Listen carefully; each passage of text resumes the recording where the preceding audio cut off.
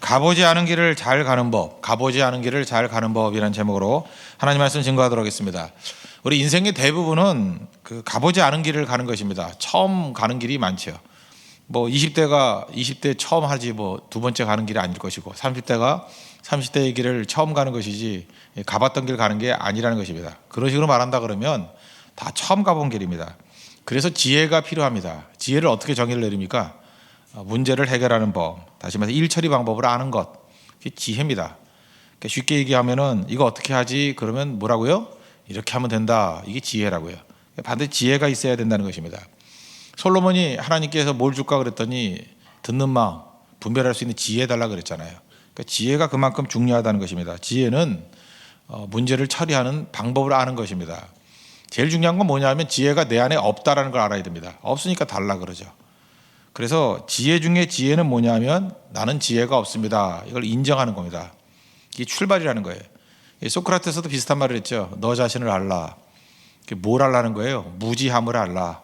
그게 중요한 인식론 아닙니까? 무지함을 아는 것부터 시작되는 거. 뭐 같은 맥락이라고 생각합니다. 지혜는 인간에게는 없고 하나님께 속한 것입니다. 그래서 하나님의 지혜를 붙들어야 된다는 거예요. 근데 이 땅을 살아가면서 사람들은 나름대로 이 세상의 지혜와 하나님의 지혜를 이렇게 구분해서 보는 것 같습니다. 세상의 지혜도 지혜같이 보이죠. 근데 세상 지혜의 특징을 오늘 성경은 두 가지로 말하고 있어요. 첫 번째는 없어질 지혜고 두 번째는 예수님의 십자가에 못 박는 지혜라고. 그러니까 지혜가 아니라는 얘기죠. 없어질 지혜라는 것 우리 6절 보니까 뒷부분 보세요. 또 이 세상에서 없어질 통치자들의 지혜도 아니요. 그러니까 세상의 지혜라는 건 지혜같이 보이지만 엉뚱하게 연결시켜서요. 지혜로운 것 같은데 엉뚱하게 연결시켜서 괴상한 결론이 나오게 만들어요. 근데 그거 조금 생각 안 하면 모릅니다. 그래서 바보 되는 경우가 많아요.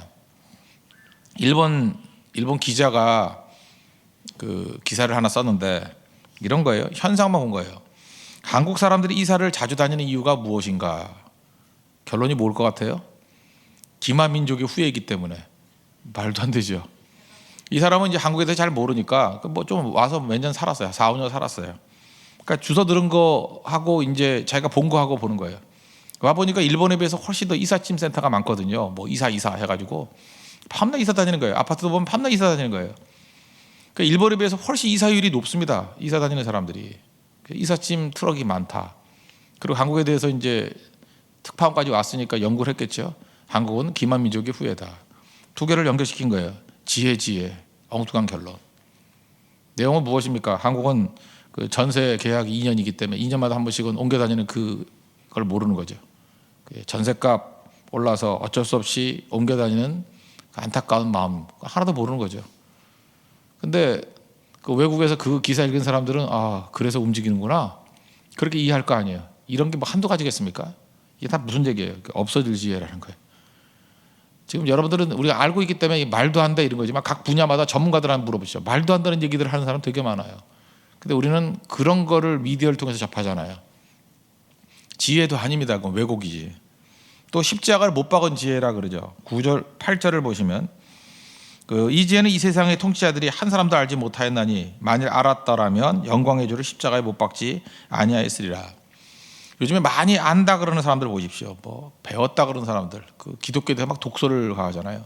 예수는 없다, 필요 없다 그러고 교회도 필요 없다, 믿음도 필요 없다. 결국은 똑똑하다 그러고 뭘 알고 있다는 사람들의 내용들을 보면 다 예수님 공격하고 교회 공격하고 결국 믿음 없다 하는 얘기들로 쓰임 받고 있어요. 그런 지혜 가져야 될까요? 결국 예수님 십자가에 못 박을 지혜예요. 내가 보다 이 시대에 예수님이 오셔도 또 역시 못 박을 사람들 되게 많아요. 그 세상 지혜의 특징은 뭐냐면 예수님 십자가에 못 박을 지혜예요. 많이 배워가지고 이런 지혜 배워가지고 예수님 죽이는 그런 일이 벌어지게 된다는 것입니다. 여러분 정보가 많죠. 요즘에 정보가 많으면 그 많은 정보를 다 활용할 것 같지 않습니까? 그 설득의 심리학 썼던 그 치알디니 교수가 그런 얘기를 했어요. 정보의 홍수 시대에 많은 사람들이 정보를 많이 갖고 결정하는지 아느냐? 아니라는 거예요. 단편적인 정보에 의존해서 결정한대요. 여러분들이 어떤 결정을 낼 때 다른 걸 이용하는 게 아니에요. 뭐 하나 슬쩍 붙들고. 빅데이터라 그러죠. 데이터가 되게 많아요. 그 데이터를 통해서 뭐 얻어낼 것도 있어요. 근데 여러분들이 빅데이터를 직접 사용하십니까? 그래서 다른 데서 빅데이터를 사용했다 그래서 나오는 결론을 그냥 읽어서 받아들이는 거 아니에요. 근데 그 왜곡이 없겠어요? 조작도 있겠죠. 그죠? 그러니까 결국 다 바보 되는 거예요. 어떤 집사님이 저한테 그런 얘기 하더라고요. 나는 다수를 안 믿는다고. 웬일이냐고 그랬더니 다수결로 예수님을 십자가에 못 박았다고. 그분도 사실 이게 단편적인 지식 붙들고 나가는 거거든요. 이게 참 중요한 거예요. 다 알고 결정내는 게 아니라 한 가지 사실만 봐도 다수결은 믿을 게 못 된다. 거기서 얻어내는 것. 이걸 지혜라 그래요. 하나님의 지혜. 세상 지혜의 특징은 이런 겁니다. 결국 예수님 십자가 못 박는 지혜고 없어질 지혜예요. 이거 붙들면 안 되고 지혜는 하나님의 지혜를 붙들어야 된다는 것입니다. 하나님 지혜가 뭐냐? 7절을 보십시오. 오직 은밀한 가운데 있는 하나님의 지혜를 말하는 것으로서 곧 감추었던 것인데 하나님이 우리의 영광을 위하여 만세전에 이미 정하신 것이라. 하나님의 지혜의 목적은 뭐냐면 우리 인간의 영광을 위해서래요. 근데 그게 언제요? 만세전에 이미 정하신 것이래요. 이 하나님의 지혜가 무엇입니까? 이게 십자가예요. 십자가를 간단히 설명한다 그러면 하나님은 공의의 하나님이잖아요. 의의 하나님. 죄를 지으면 반드시 심판하시고 죄를 지으면 반드시 죽어야 되는 거예요. 이걸 이루시는 분이 의의 하나님이에요. 공의의 하나님. 근데 또 하나님은 사랑이 있으시잖아요. 우리 자녀라 그러잖아요. 무조건 건져내야 될 거 아니에요?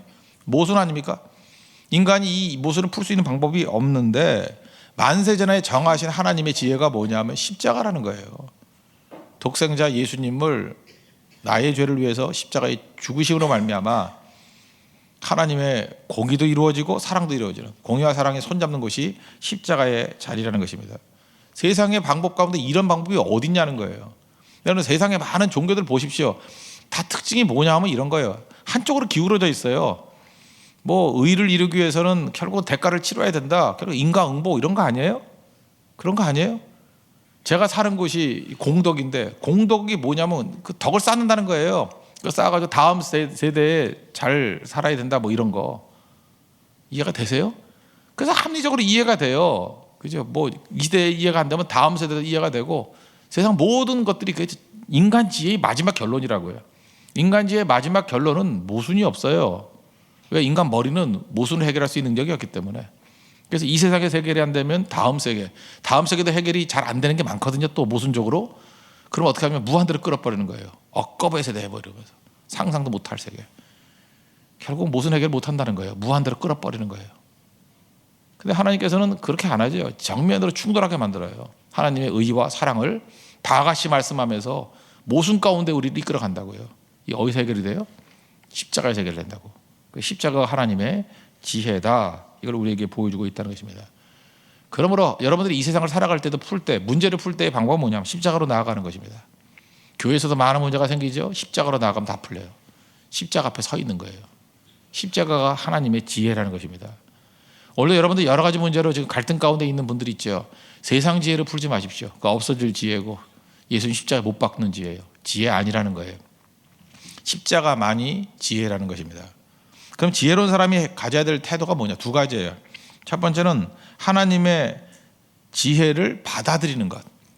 그러니까 십자가를 받아들이는 거죠. 그래서 이걸 뭐 여러 가지 표현을 하죠. 예수 앞에 나오라. 예수 앞에 나오라. 십자가 앞에 나오라. 그러니까 십자가의 방식을 믿고 의지하고 나아가야 된다는 것입니다. 많은 사람들은 예수님이 십자가에 못 박혀 죽으셨다. 그것만 압니다. 예수님만 십자가에 죽은 것으로 알아요. 그거 아닙니다. 십자가는 나도 죽는 것이에요. 그래서 뭐 나의 손을 주의 손에 포개요. 포개오면 뭐 못 박을 때 같이 포개지는 거잖아요. 이해가 되죠? 십자가는 예수님만 죽은 것이 아니라 내가 죽는 것이 되어야 된다는 것입니다. 새 신을 신으려고 그러면 옛날 신발 벗어야죠. 마찬가지로 예수 안에서 새로운 사람으로 거듭나려면 예수님의 방법대로 변화되어야 된다는 거예요. 내 지혜를 버리고 하나님의 지혜인 십자가 붙들어야 된다는 것입니다.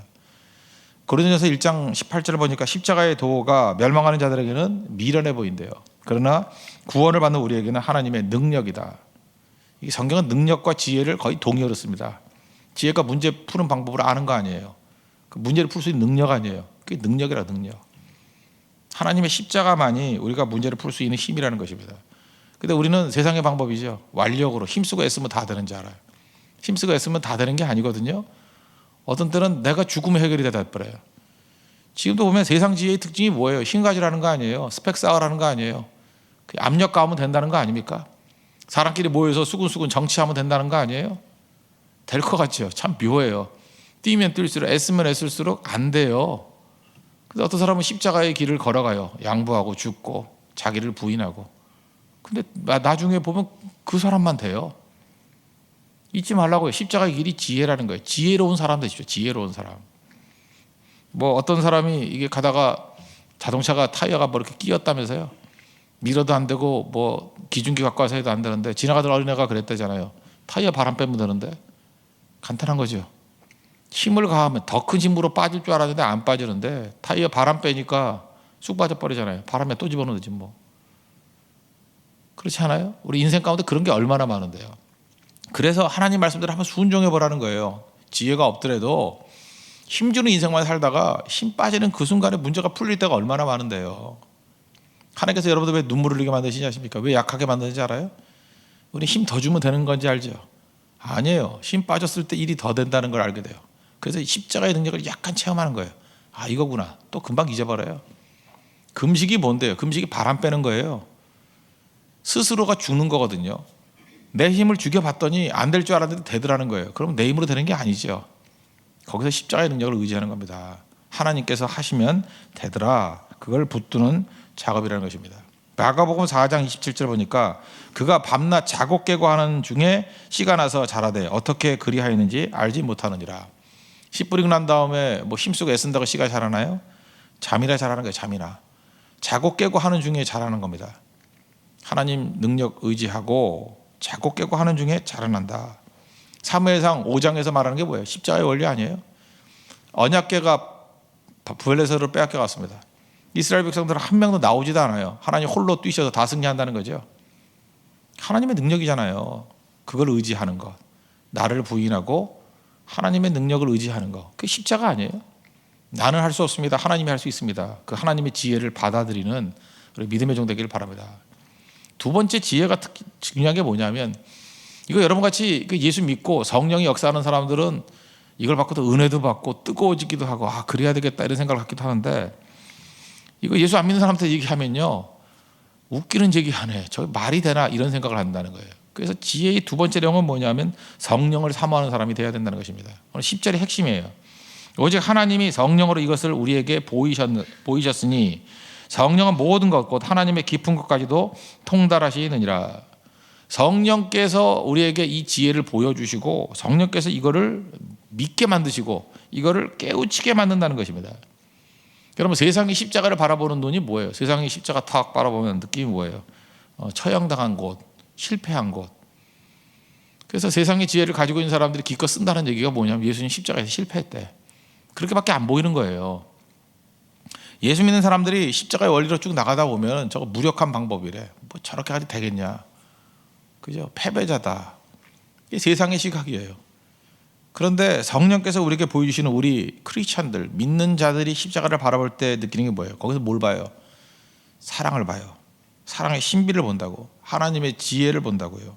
구원의 능력을 봅니다. 그렇게 느끼게 만드는 게 누구냐 하면 성령께서 그렇게 하신다는 거예요. 성령. 그래서 교회는 성령이 역사해야 됩니다. 성령이 역사하면 십자가 그런 게 지혜로 다가오고 십자가를 바라볼 때마다 마음이 뜨거워지고 그 십자가가 나의 죄를 사했다는 것이 믿어져요. 그리고 진짜 죄로부터 자유함을 얻게 되고요. 새 힘을 얻고 병도 낫게 되고요. 귀신이 쫓겨나가요. 십자가의 능력이 우리 삶에서 능력으로 드러나기 시작합니다. 마귀를 얽어매버려요. 그리고 무너졌던 것들이 세워지게 됩니다. 누가 그렇게 하게 만들어요? 성령께서. 그래서 성령과 함께 말씀 증거하지 않으면 말씀은 믿어지지 않습니다. 말씀은 성령과 같이 가는 거예요. 그래서 예수님께서 가시면 보혜사 성령이 오신다 그 얘기나 이제 말씀이 역사한다 그 얘기는 뭐 같은 얘기예요. 말씀의 입장에서 볼 때 말씀이고 성령 입장에서 보면 성령이에요. 성령이 말씀과 함께 일하시고 계신다는 거예요. 이게 놀라운 일이죠. 오늘도 이 시간에 성령께서 여러분들이 십자가가 능력임을 깨닫게 하는 축복의 시간 되기를 바랍니다. 마음이 뜨거워지고 구원의 능력이 되고 세상을 이길 수 있는 우리 하나님의 거룩한 종 되기를 바랍니다. 그래서 어디나 열매를 거두는 걸 보면은 십자가의 원리로 다 승리하고 그러는 거예요. 은혜의 원리로.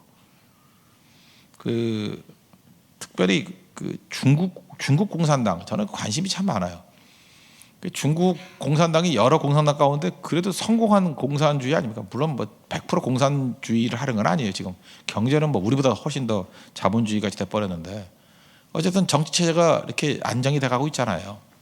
그 이유가 뭘까? 많은 사람이 그런 얘기합니다. 주올레 때문에 그렇다고. 저 같은 공부 받던 사람들 주울레 그래야 좋은 것 같고, 요즘에 새로 공부한 애들은 저울라이라면 누군지 알아요? 예, 주울레. 그래도 모택동은 마오쩌둥 그런 거 비슷하게 하는데 저울라이 이건 잘 모르는 것 같아요. 을레, 주을레. 주는 주는 성이고, 은의 은자예요. 레, 올레자. 이름이 범상치 않죠. 은혜가 왔다. 할아버지가 청나라 때잖아요. 황제로부터 승진의 은혜를 받는다. 승진한 날 태어났대요. 그래서 그때는 은혜를 입었다 그러잖아요. 그래서 승진한 날, 은혜가 온 날 태어났다 해서 을레요. 주을레, 은레. 그래서 그런지 모르지만 이 사람은 뭐 귀족 집안 출신이고 프랑스 유학까지 했어요.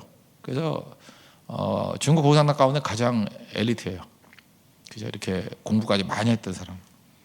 근데 이 사람은 무슨 마음이 있었냐면 진짜 백성을 사랑하는 마음이 있었던 것 같아요. 그 마오쩌둥은 굉장히 강성입니다. 강성이고 이런 말을 해요. 그 모택동만 있었다 그러면 중국 공산당은 실패했을 거라고. 뭐 문화대혁명 그래서 사람 죽이기도 하고 막 그랬잖아요. 그 옆에 누가 있었어요? 주울레가 있었다고.